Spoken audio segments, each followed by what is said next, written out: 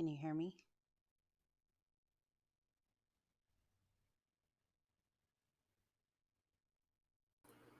Okay. Can you hear me? I can't hear you very well. Barely? You're really low. Okay. Yeah, I know. That's up. This is that way. I don't know why it's really low. I don't know either.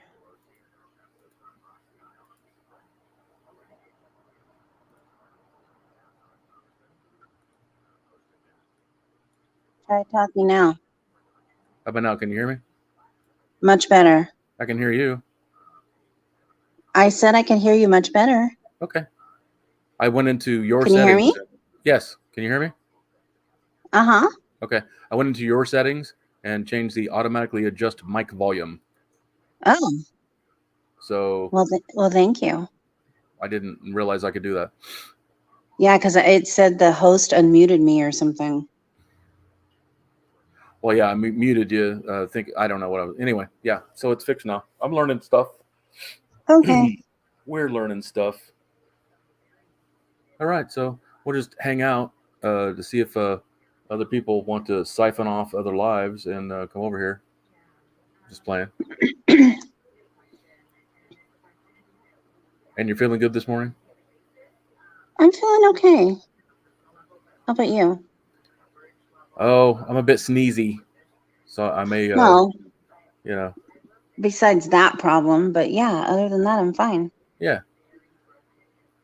Except for this little cough that I have. Well, But other than that, I'm feeling okay. that's great. I know. Thank you. So, do you think if we start talking about stuff like easing into it, and then somebody comes in and say, "Hold on a minute, I didn't hear the first part," we could just like, Well, I mean, I don't really want to keep repeating it over and over, you know? okay, so, yeah, this is fun.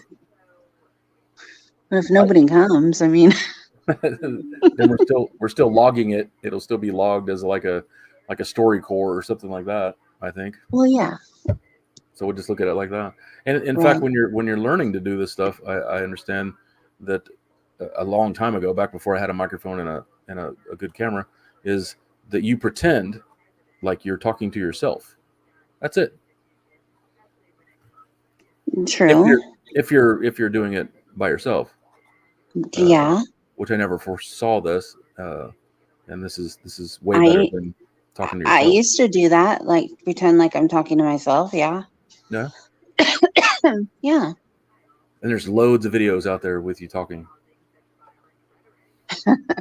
Is that what you think? Is there loads of videos out there? There's nothing out there. You will find nothing. Yeah. We've discussed this. We did crater stuff, didn't we? Yeah. I'm sipping coffee Hello, over here. Jeff. What do you drink? Hi, Jeff. Good morning. Hey, Jeff. Aren't you supposed to be sleeping? If I can not get too personal.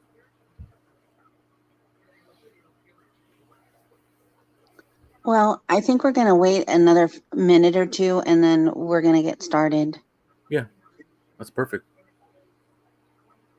Oh, look, it's another Jeff. Yay, double Jeff. Hey, that's weird.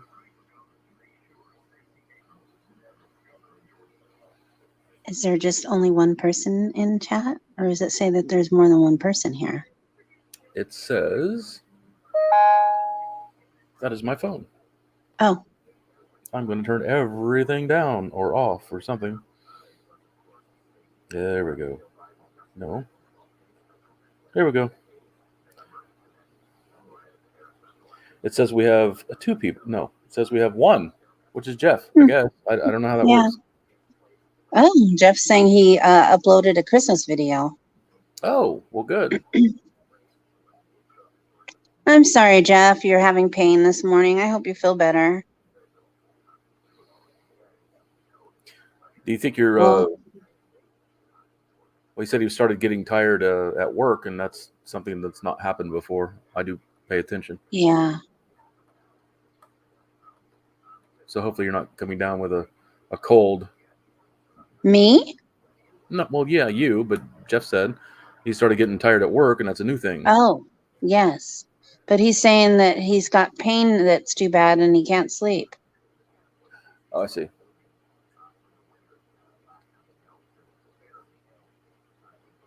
Hopefully the Chiro will help.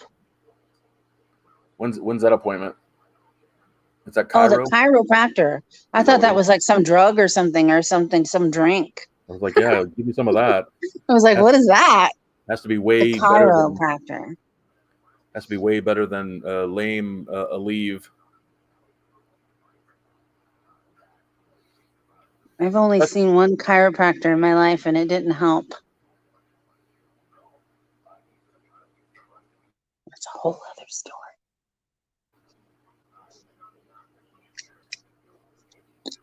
well, yeah, the sooner the better.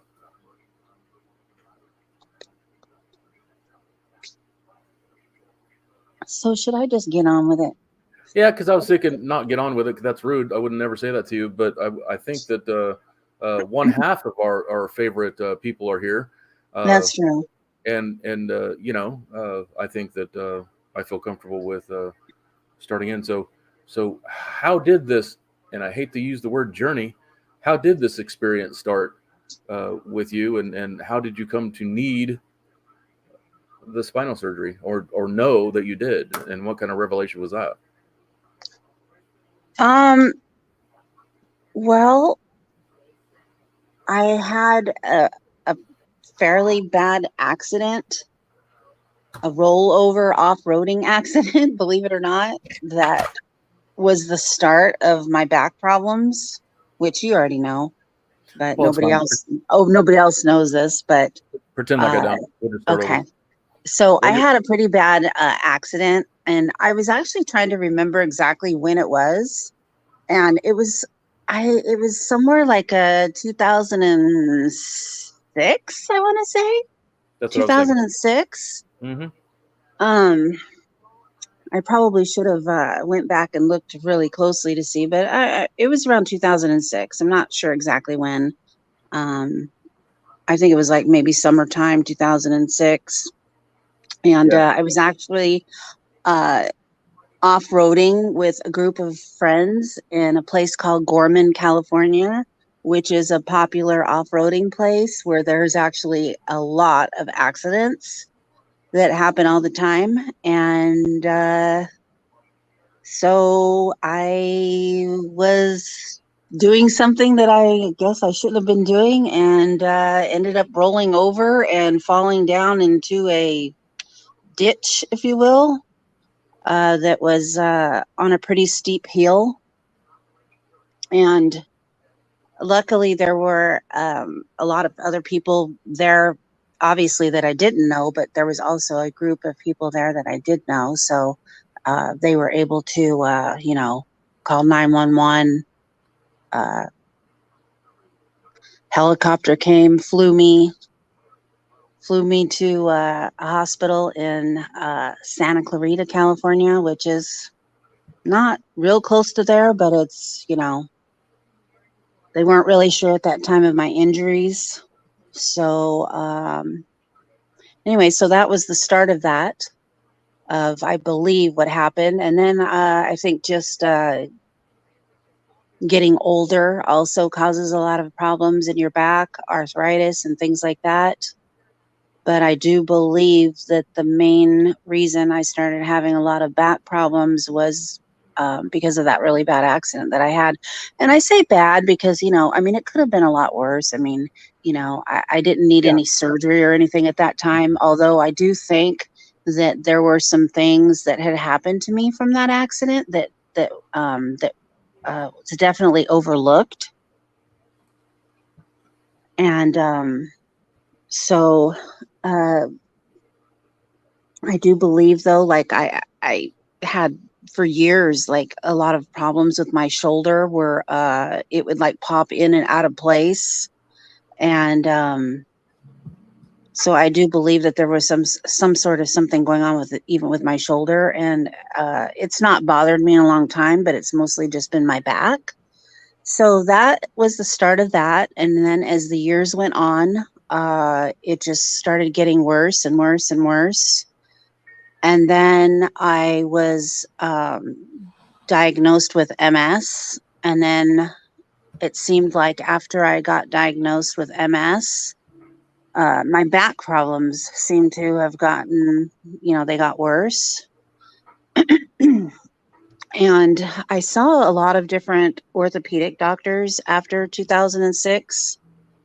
And none of them really wanted to do anything. A lot of them were afraid because I have MS. A lot of them were just saying that, I wasn't, ready to, yes, there's stuff wrong with my back, but, I wasn't really ready to have surgery yet. And so basically up until just this November, I had been living from 2006 to November of 2021 with just really terrible, excruciating pain. And in between that time, I had been doing a lot of other kinds of treatments, of course, taking, prescription pain medicine, doing ketamine infusions, getting trigger point injections, epidurals, all sorts of different things. Nothing really helped or lasted long at all. I mean, So you were for a little while. diagnosed with MS the same year ish? It was shortly after that they had suspected that that there was something like going on, but no, it was much later than that. But I was already like having weird symptoms, and then after I started having worse, back problems, and then I was diagnosed with MS. Let's see. Now, I don't know why I was having, these back problems that seem to have gotten, worse. I don't know. I kind of associated it with the fact that they found out I had MS, but I don't really know.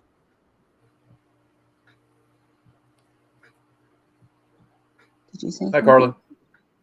Hi, Carla.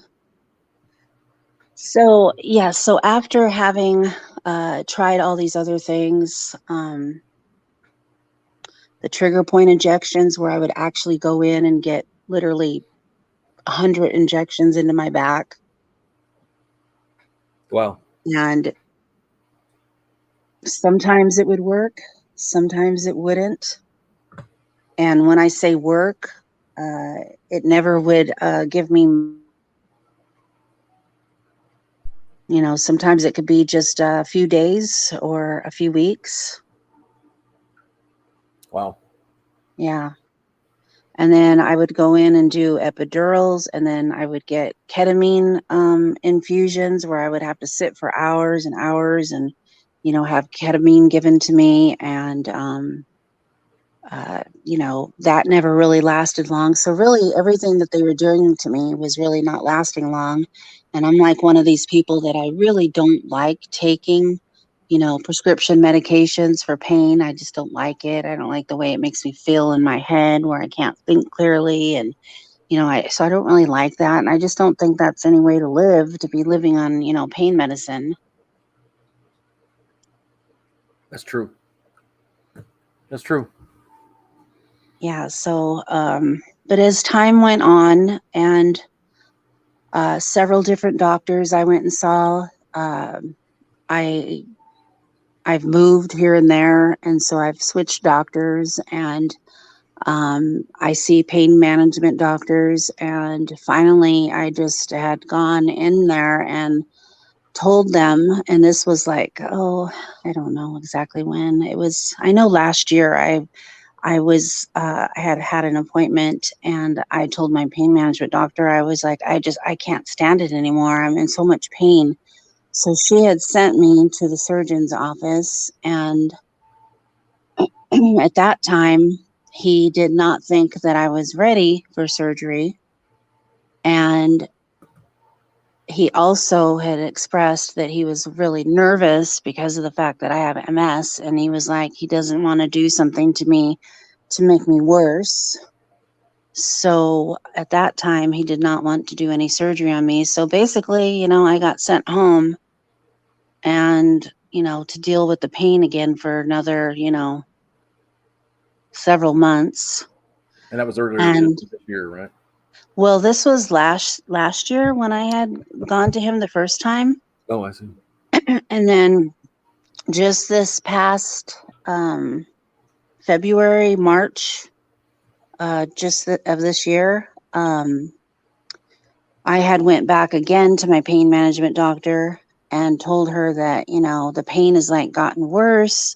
Nothing I'm doing is helping. They've switched my pain medications and still nothing's helping me.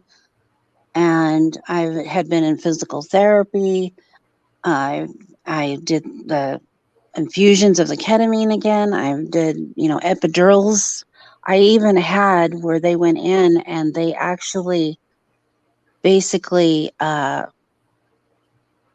if you want to call it, they like went in and they like killed some nerves in my back, No, like burnt them or did something to the nerves in some of my nerves in my back. that's horrible. And that didn't do anything either. So I had done all these things. And so by this time, so in February, March of this year, when I went back to that same surgeon, and she had told me, she said, I trust sending you to him because he's the kind of doctor, surgeon that he's not going to do surgery on you if he doesn't think that you need it, Right. or he's not going to just do it to do it. Now, I'm not saying that, but, you know, maybe there are some doctors that aren't as cautious about things. So, Right. but anyway, she felt comfortable sending me, back to him. So I went back to him. He remembered me. And I basically just broke down in tears in his office. And I told him that I can't live with this pain anymore. I'm in excruciating pain where I can't do anything. I don't feel like eating. I don't feel like sleeping. I have no life basically because I'm in so much pain all the time that all I can do is think about this horrible, terrible, awful pain that I'm in all the time, that it's really interfering with my life. And he was concerned because the year before, I had also been diagnosed with osteoporosis, and I get spontaneous fractures. And so far, they've only been in my back. But I've had 4 of them so far. Um, and so meaning that I don't have to do anything. I don't have to fall or do anything. I could sneeze, cough, roll over in bed, and I stand a chance of possibly getting a fracture. And it could be anywhere, but it just so happens to be happening in my back. So I had already had to have some fractures fixed by doing a vertebroplasty where they go in and put cement in your back.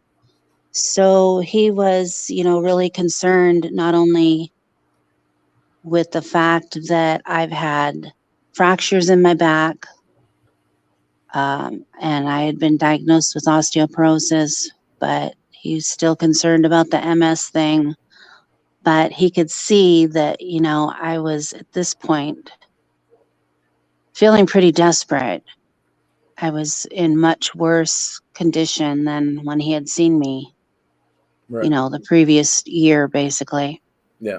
And so he basically sat with me. I mean, I was just in so much tears. I could barely even talk to him because I was just so upset because I just felt like I felt like he was going to say no, no again, that he wasn't going to do surgery on me.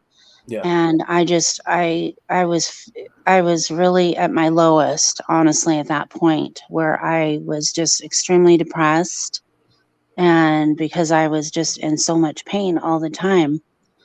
And so he basically sat with me and told me that he wanted me to try to do one more epidural.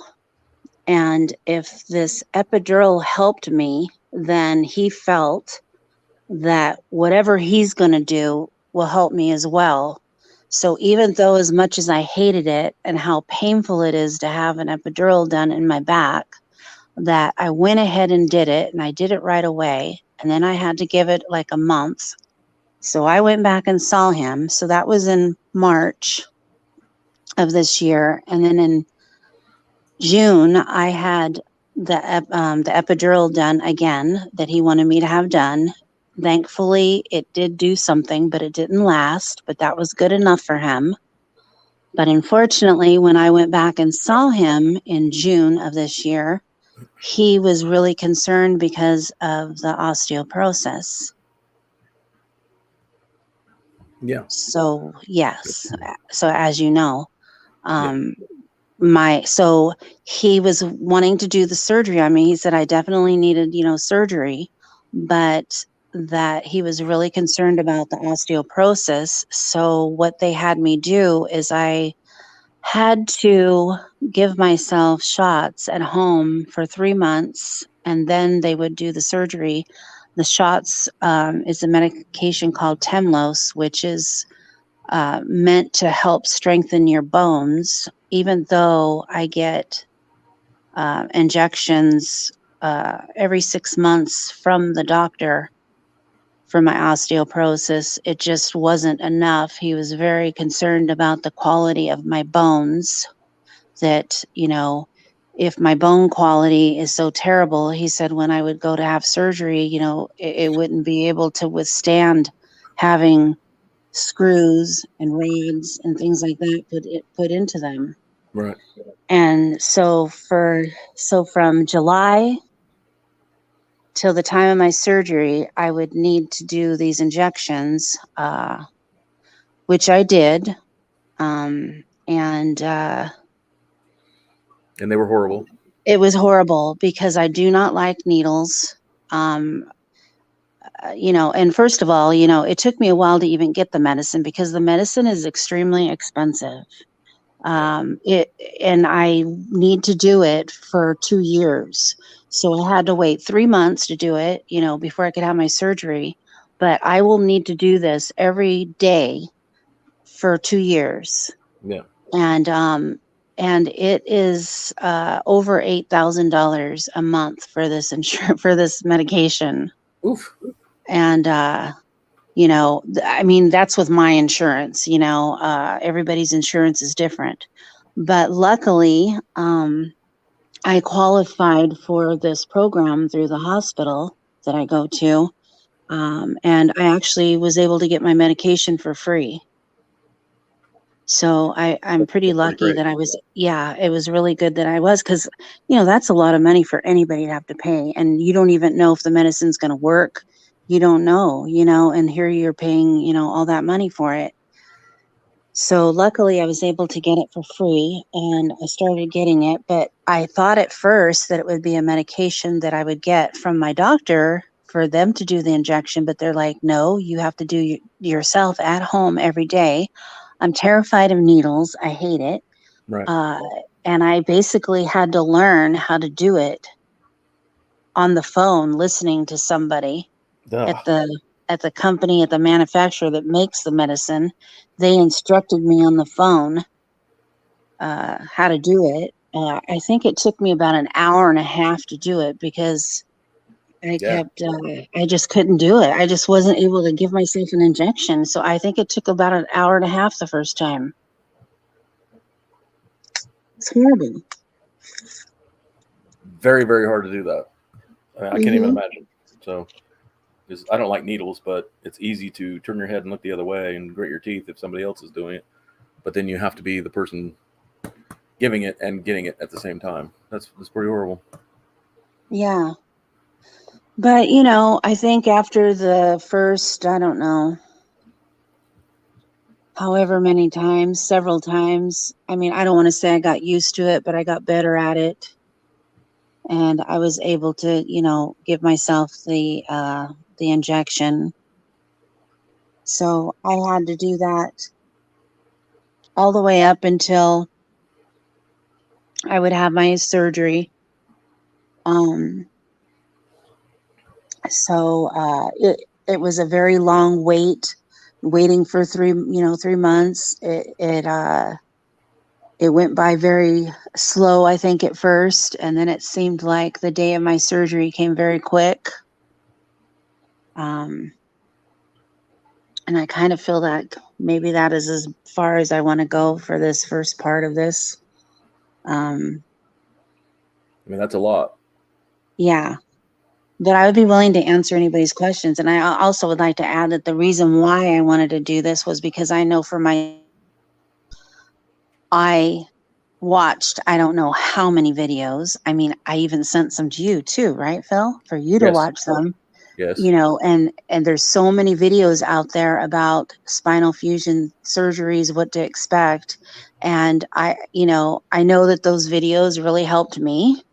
And, I'm hoping that maybe, what I tell somebody might help them or, you know, uh, make them feel a little bit better about it so that they'll know what to expect. Although not everyone's surgery is going to be the same, not True. everyone's experience is going to be the same. But if it could help somebody, because I mean, I watched, I don't know how many videos out there of I mean, I think probably hundreds of them. There's so many of them out there. I mean, I'm the kind of person that I want to know exactly. So like I even watched, actual surgeries being done because I want to know what they're going to do to me, Right. you know. So, but that's why this came about, how this came about. I thought it would, be nice to share my experience so that, maybe it could help somebody else if that's maybe needing to have the surgery and they're afraid or maybe they're just curious. Right. I mean, because you've been through a lot. Carla says that they want to do a bone density test on her, and you've been through that, haven't you? Yes. Matter of fact, I'm going to be having another one. Yeah. I mean, well, I don't want to say that's how they found out that I had osteoporosis because I think I actually have had osteoporosis for a really, really long time. And I was told by two doctors recently here that those tests aren't always 100% accurate.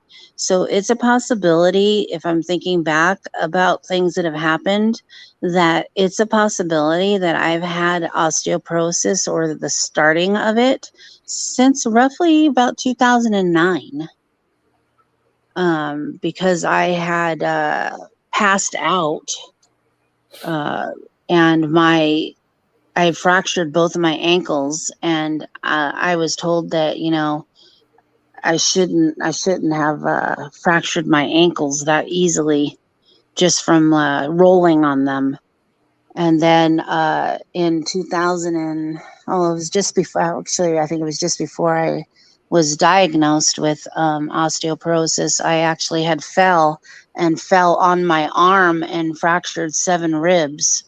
Yeah. And same thing, the doctor's like, you shouldn't, you shouldn't be fracturing yourself so easily like that. I didn't fracture my arm. I'm surprised. I fell onto my arm, but I guess falling onto my arm, I fractured my ribs. So they're pretty sure that I've had osteoporosis for quite some time, and it's just that it didn't get picked up or caught. It didn't. And I was told by two doctors that said that those tests aren't always, 100%. So, but I definitely think that you should have it done because I would like to think for the most part that that the DEXA scan or the bone density test that they're pretty accurate. I know that I am going to go have one too, probably after the first of the year. I'm due to have one again. Is that a scary test? No, it's kind of like I would compare it to having like an X-ray or an MRI. It's painless. Oh, well, good. It's basically exactly what it is. It's a scan of your bones. So there's no needles or anything involved or anything like that. It's totally painless. So I would suggest that if somebody suspects that, or if their doctor wants them to have that, I think that it's a good test to have. I think it's more common for women to have osteoporosis, but I'm not a doctor or in the medical field at all. So, but I think from what I've read and what I've heard and seen that I think mostly women get it. Yeah, I think some of the commercials I've seen kind of uh, it seems like mostly women get it. Mm-hmm. Yeah, I think so. So earlier, when you said that when the rollover happened, you said you weren't you didn't do anything wrong. You were just writing. Is that right? Well, I mean, I was a passenger. I Yeah. wasn't driving. Right. I mean, um, I think the person driving, uh, I think they didn't realize that there was a big ditch there. I honestly don't know. Well, I I think think also the only, uh-huh. I was just gonna say I think if a lot of accidents happen there, I think maybe it's just a dangerous place, but nobody's gonna stop going there. No, nobody's going to stop going there. I mean, I'm sure there's people there today, Right. but I mean, I had been going there since the 80s, and I had seen many people being airlifted out of there, Yeah, and that's horrible. sadly some of them fatally injured. Um, there's been a lot of bad stuff, yeah. But that's what kind of place it is. It's an off-roading place, and and all kinds of stuff happens sometimes in that kind of a setting. Yeah, there's You're always taking danger. there's a risk that you're taking, Yeah. you know. The only thing I think that I did do that I shouldn't have done, but I'm a lot wiser now, is for whatever reason, I thought that it would be okay for me to not be wearing a seatbelt. So when the vehicle flipped over, the person that was in the vehicle with me was basically laying on top of me because they didn't have their seatbelt on either. And I was upside down and disoriented. I mean, I didn't even realize where I was at in the vehicle. Like, is this the roof or where am I? Because it was, completely flipped over and it was dark because we were down in this basically like a hole kind of, and there was so much dirt and dust. And I mean, it was very scary. Yeah. But like I said, I'm a lot smarter now. I would not be doing anything well, I wouldn't be doing anything like that now anyway. But if I were to, I would definitely wear a seatbelt. Yeah, Why I and thought that it'd be okay to not wear one, I don't know. because sometimes it's cool, Maybe so. Yeah. but I mean, just being in that setting, I don't understand that. So, Yeah. but like I said, sometimes it's cool that way because you don't think anything's gonna happen. Exactly. Yeah. And I think that's what I thought. Oh, we're just taking a nice casual, but no, that's not what happened.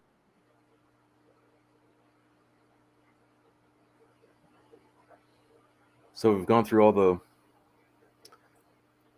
the details of getting to the point where you did have the spinal surgery Yes. and going through some waiting periods and stuff like this.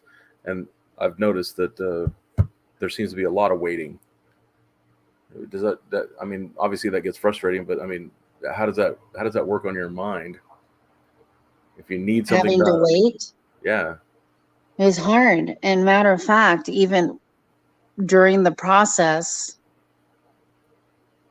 of waiting, um, my surgery even got postponed out another week. And to me, it was like, you know, I think I had even mentioned it, to a few different people, and they were like, well, it's only a week or something. But to me, when you're in pain, a Yeah. week seems like forever. It's like, well, maybe it's just a week to you, but it's, it seems like forever to me. I'm the one that's living in pain. So, but they had messed up and they wanted me to be on this medicine for exactly 3 months, or Mm. longer, Right. but not shorter. And when they gave me my original surgery date, it was short by about 7 or 8 days.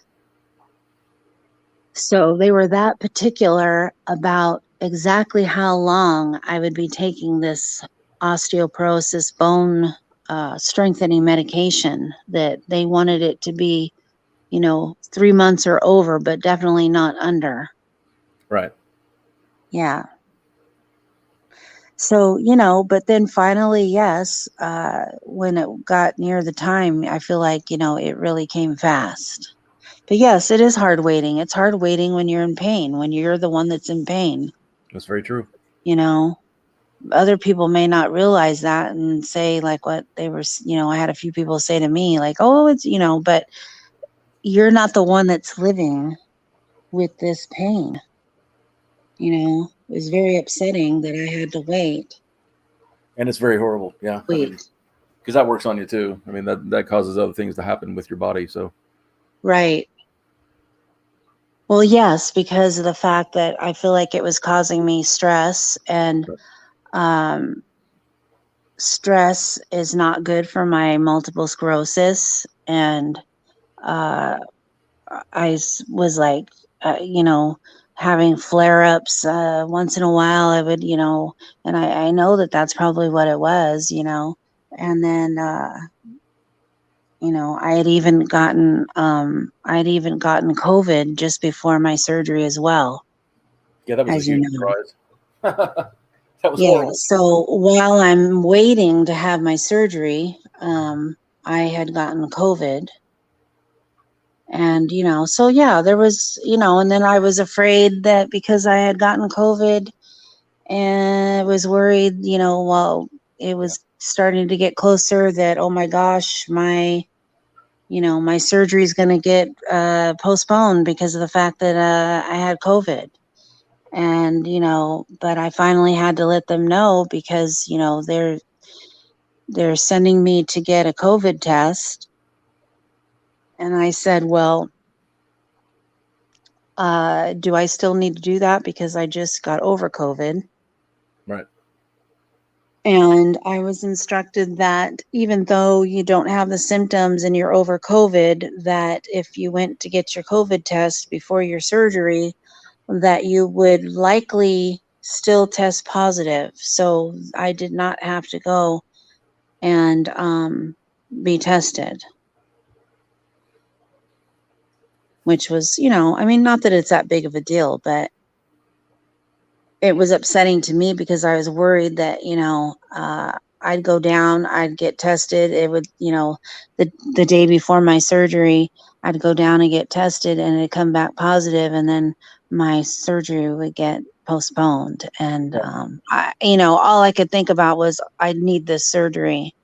I Yeah. got to have the surgery. I don't want anything to, mess it up. I don't want to, I need the surgery. So that was all I could focus on.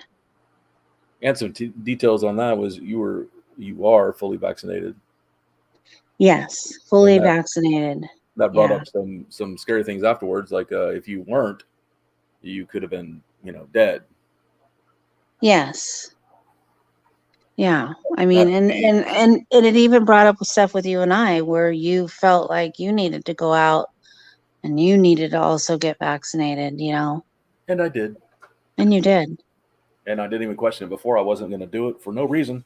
There was no reason why I wasn't going to do it. But yeah, I mean, I was in a mission.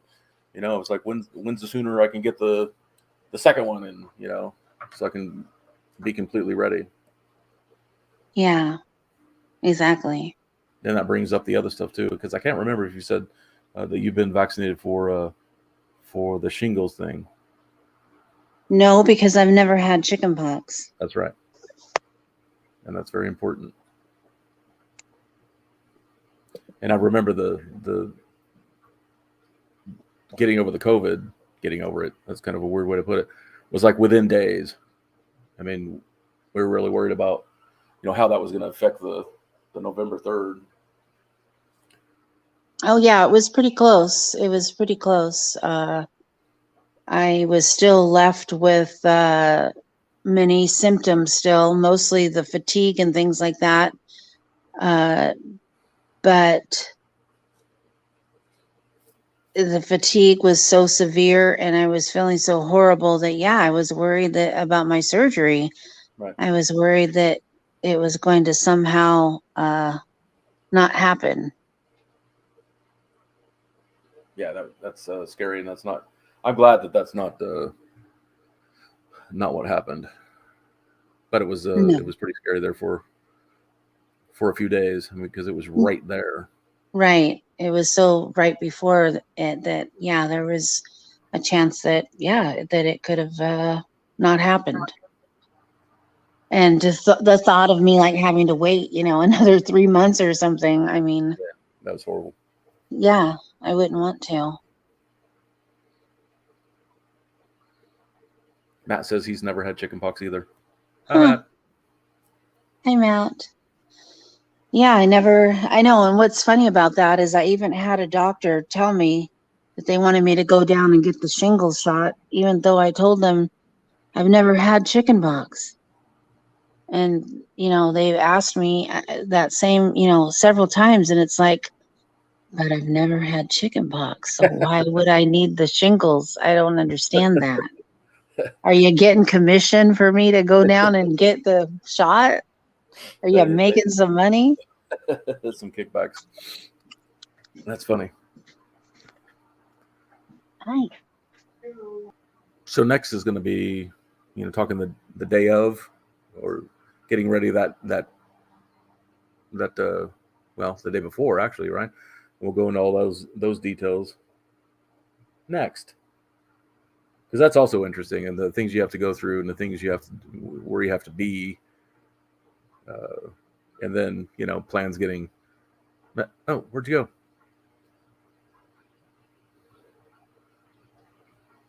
Oh no. Anyway, and being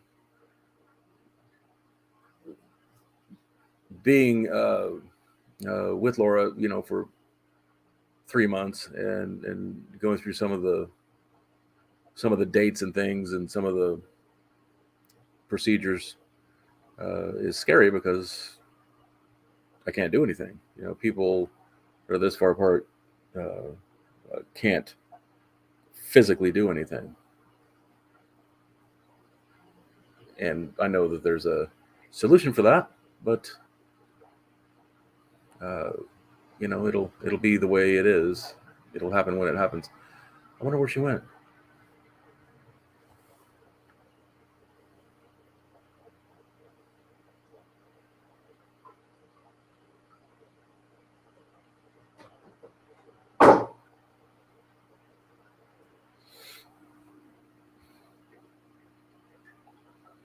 Yeah, COVID's pretty bad. But what gets me though is the people that are vaccinated and they still get it, and then of course the next thing you hear in the news, well, if you didn't get vaccinated, you would have had it much worse.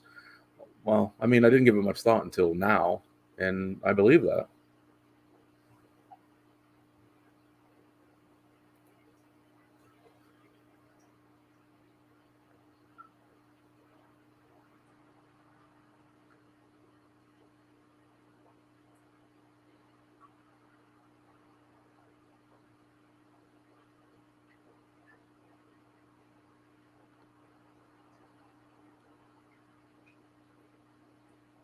The residual effects, Matt,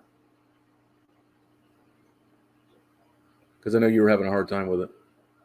Well, both of you, I'm sure. I've not had it. I don't think so. I go through periods of not feeling well, but I just nothing adds up to what I've heard about it.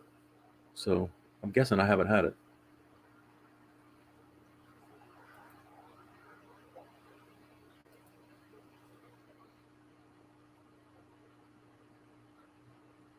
I'm thinking maybe her phone messed up somehow or something, because I don't know what the weather's doing there.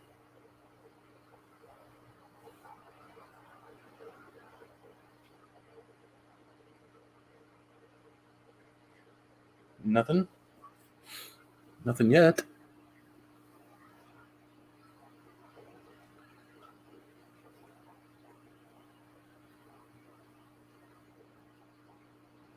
Yeah, and that's on a what, an hourly, or all the time? Is that continual? Always exhausted. Yeah.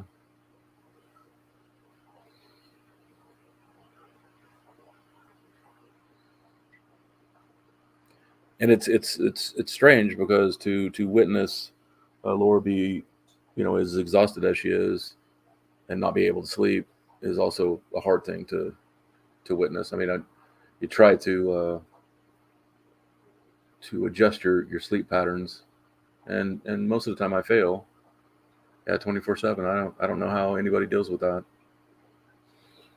And we were talking about energy drinks because I listened to the broadcast rebroadcast of the live yesterday, and we were talking about energy drinks. And you know what? I do remember that taurine being in some, along with ginseng being in, and some other things, like color number yellow or whatever, in some of the energy drinks that were around. So I don't know why that didn't strike me as something that was, you know, part of an energy drink.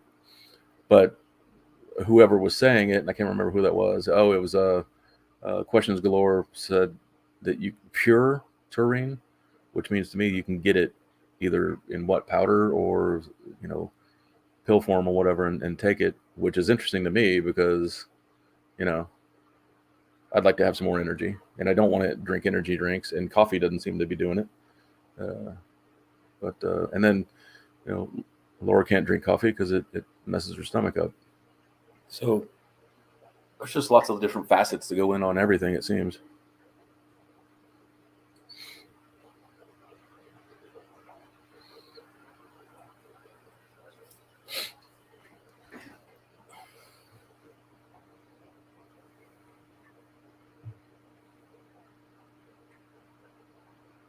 I mean, has your doctor said anything like it's going to be better in like a year?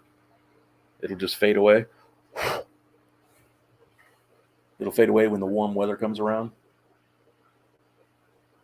It'll just disappear, as we were told as a nation.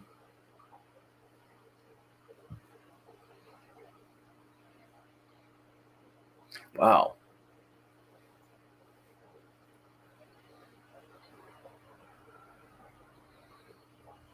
No, I guess they could be tasty and get a favorite one and then drink that. And they're sugar free, so I mean, they can't be that bad. I didn't realize the energy drinks would be sugar free.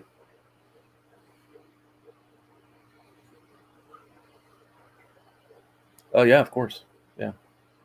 Uh, we're going to do the series that we're doing now is going to be the experience that Laura has, and then we'll discuss if we're going to have people up or not that maybe have the same experiences or have questions that rather be, you know, audible than in the chat. Which I like to be on panels just because you can say stuff. I mean, I find myself even now talking back to a screen, and I'm not even on a panel or anything. I'm just in a chat, and you know, I find that funny because I'm so used to being on a panel, and I prefer that I talk back to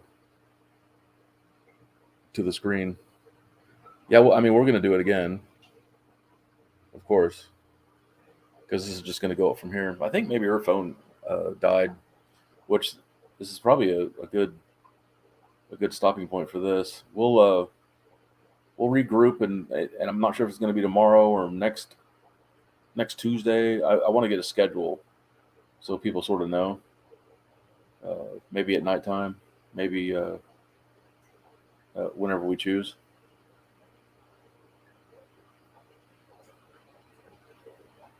Oh, so yeah, okay, that's what I heard in the news that it could last months and months and months, which is awful. I mean, it kicks you in the stomach and then it just keeps on giving. But yeah, I think I'm gonna. Okay, yeah, that. Oh, getting on panels from. Oh, you get anxiety from going on panels, or you're working on your anxiety by going on panels, because that's interesting too.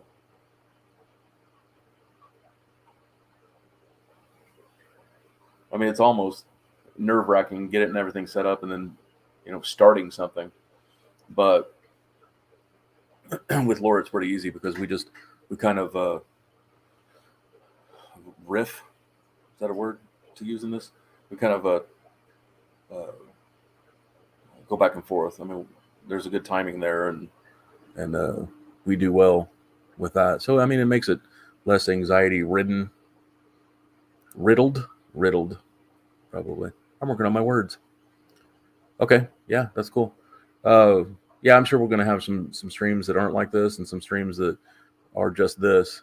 Like I said, this one, I think I'm going to shut it down for now, and we'll regroup and maybe come back later on, or maybe come back tomorrow, or maybe next week, because it's a very interesting experience that she's had, and it just everything fits together like a puzzle. But let's I'm gonna shut the sorry, I'm gonna shut this down a little bit. And Matthew, it was good. Jeff, you're still around. It was good to see you again. Of course. And Matthew, say hi to everyone, and we'll see you next time. Have a great day.